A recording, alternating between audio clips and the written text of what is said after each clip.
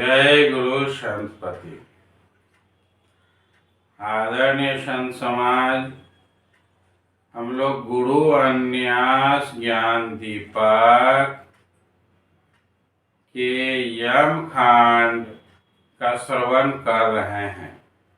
जैसा कि आप सभी को ज्ञात है, गुरु अन्यास ज्ञान दीपक शिवनारायण स्वामी द्वारा रचित ग्रंथ है और इसका टीका स्वर्गीय लखनलाल मिस्त्री किए हैं।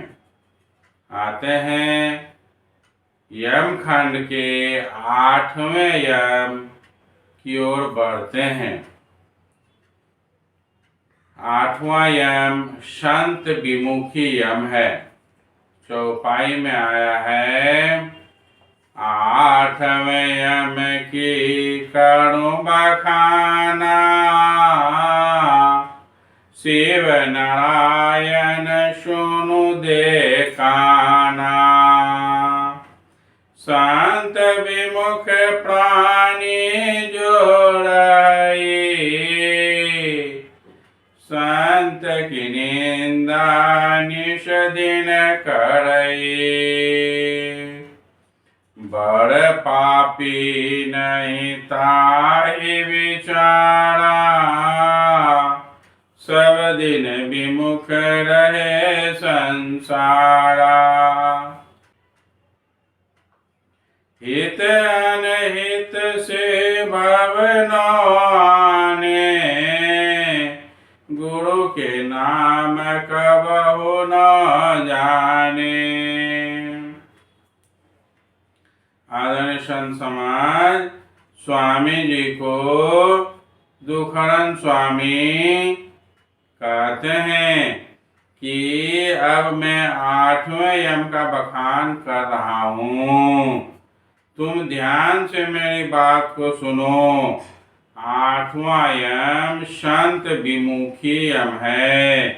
जिस व्यक्ति पर इस यम का प्रभाव रहता है, वह रात दिन संत की निंदा करता है, वह बड़ा पापी होता है, उसका कोई अच्छा विचार नहीं होता है, वह सदा संत और सज्जनों के विमुख होता है, किसी के हित अनित से उसको कोई मतलब नहीं है।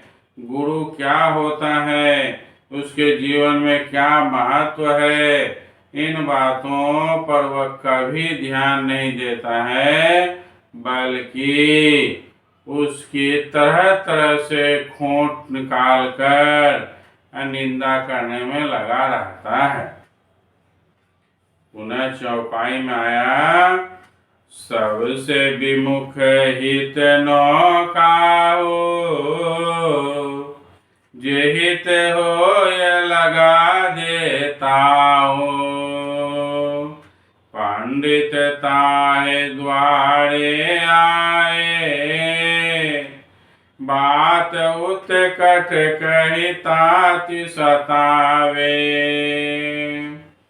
काम होत सिद्धि कही देखे, आपनो जीवन जन्म नो लेखे। बहुत बात कही यही काम न सावे,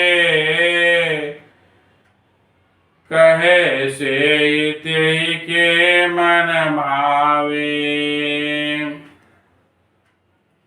आदरणीय संत समाज, वह संसार में सबों से विमुख रहता है, अर्थात दूर रहता है, उसका कोई प्रेमी नहीं होता है। अगर कोई हित चाहने वाला होता भी है तो उसके साथ वह धोखा करता है। कोई पंडित या ज्ञानी द्वार पर आ जाता है तो उसके साथ उत्कट व्यवहार करता अर्थात खराब व्यवहार करता है, उसको बहुत तंग करता है। किसी का भी कोई काम बनते देखता है तो बिन परवाह किए ऐसा बोलता है कि काम बिगड़ जाता है। उसको जो अच्छा लगता है वह वही करता है, वही बोलता है। अटपटा बोलकर दूसरे के काम को बिगाड़ता है, दूसरे को दुखी करता है, यही उसका एक काम रह जाता है। पुनः चौपाई में भरसक मान कर नहीं आना, लघुता बुद्धि के देत सुजाना। ग्राम मध्य जो होत प्रधाना, तेहि के कहत कवन तोर ज्ञाना। कहत कि सब घट भोग विलासा, कनक कामिनी के प्रकाशा। ले ताई सुख कर बहुता, मानि कहा करो ते नीता। तेहि ले सुख करे बनाए, अपने संग नरक ले जाए। वह किसी का सम्मान नहीं करता है। ऐसे पुरुष को दूसरे के मान सम्मान से कोई मतलब नहीं है, हमेशा क्षुद्र बुद्धि का परिचय देता है। गांव में जो प्रधान व्यक्ति या ज्ञानी जन होते हैं, उसकी आलोचना करते हुए कहता है कि तुमको कौन ज्ञान है, वह सबों को समझाता है। वह सुंदर जीवन भोग विलास के लिए मिला है। खाओ पियो और जीवन का आनंद भोग करो, यही जीवन है, फिर ऐसा अवसर नहीं मिलेगा। कनक और कामिनी का आनंद लेना चाहिए। वह लोगों से कहता है कि जितना सुख मिले, शारीरिक सुख, भौतिक सुख मिले, उसे भोग लेना चाहिए। इस प्रकार लोगों को सत्कर्म से विमुख करता है और अपने भी नरक में जाता है और दूसरे को भी अपने साथ ले जाता है। दोहा में आया है, मानो कागा हंस का, मैत्री मिले कुजात। तेईस जानो संत का, विमुख होई यह बात। कागा और हंस की दोस्ती संभव नहीं है, कारण कि दोनों कुजात, अलग अलग जात हैं, अर्थात अलग अलग स्वभाव के भी हैं। दोनों का भोजन, बोली, रंग, स्वभाव एक दूसरे बिल्कुल अलग अलग होता है। उसी प्रकार संत और संत विमुख यम से प्रभावित व्यक्ति का व्यवहार, विचार, आचरण सब अलग, एक दूसरे से अलग होगा। इसलिए दोनों में दोस्ती कभी संभव नहीं है। संत कहते हैं, अपने को पहचानो, आत्मा को जानो, ईश्वर की तलाश करो। और संत विमुखी कहता है, यह सब बेकार की चीज है, शरीर मिला है एक बार, इसको अच्छे से भोग विलास में लगाओ और सुख आनंद करो। दोनों बिल्कुल विपरीत, एक अमृत की बात करता है और एक विष की बात करता है। पुनः चौपाई में, विमुख यम की सुनु यह वेदा, अमृत फल जसु लागु लवेदा। झाड़ी झपट फल गड़ ले आए, टूट डाल नहीं ताई लगाए। जो कोई मित्र से प्रीति बढ़ावे, कपट भेद कहीं दुविधा लावे। सुरसरी नाव चढ़े जब आए, झोंका दे तब ताहि डुबाए।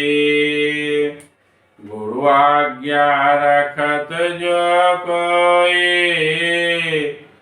यही के ही असूल समय होई। विमुख यम के विषय में बताता हूँ, ध्यान से सुनो। यह यम से प्रभावित व्यक्ति को अच्छे बुरे का पहचान नहीं रहता है, क्योंकि इसने कभी अच्छी संगति ही नहीं की है। वह अमृत फल को वह लवेदा समझकर खाता है, उसके गुण को वह नहीं पहचानता है। जब वह किसी वृक्ष से फल तोड़ता है तो उसे परवाह नहीं रहता है कि वृक्ष की डाली टूटती है या फल को नुकसान होता है। वह झाड़ झपट कर फल घर ले आता है। अर्थात ऐसे व्यक्ति अमृत तुल्य जीवन को भोग विलास में बर्बाद कर देता है। वह कभी नहीं जान पाता है कि इस जीवन में भोग विलास के अतिरिक्त भी कोई अमृत तुल्य चीज है। जब भी मित्रों में प्रेम देखता है तब वह कपट व्यवहार कर दोनों के मित्र में मन मुटाव कर देता है। अगर लोग नाव से सुरसरी अर्थात गंगा को पार करता है तो वह नाव पर सवार रहता है और झोंका लगाकर उसे हिला डुलाकर नाव को डुबा देता है, यात्रियों के जीवन को संकट में डाल देता है।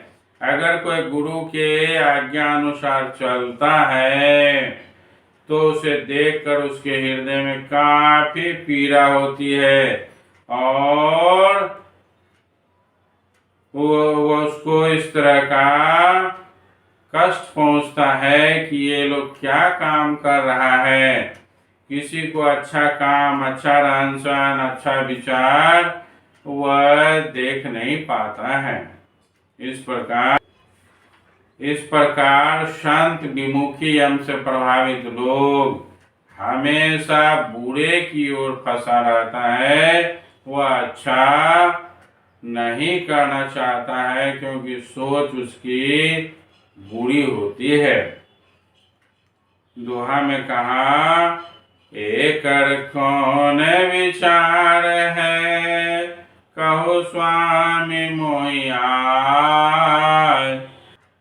नव में यम जो जगत में, ताहि कहो समुझाय। अब स्वामी जी कहते हैं परमात्मा से कि हे प्रभु, संसार में जो नवा यम है उसका व्यवहार क्रियाकलाप को आप समझाकर हमें कहें। इस प्रकार 8 यम, इस प्रकार 8वां यम संत विमुखी यम को हम लोग समझ गए। अब 9वां यम की ओर हम लोग आगे बढ़ेंगे और 9वें यम के क्रियाकलाप को जानेंगे।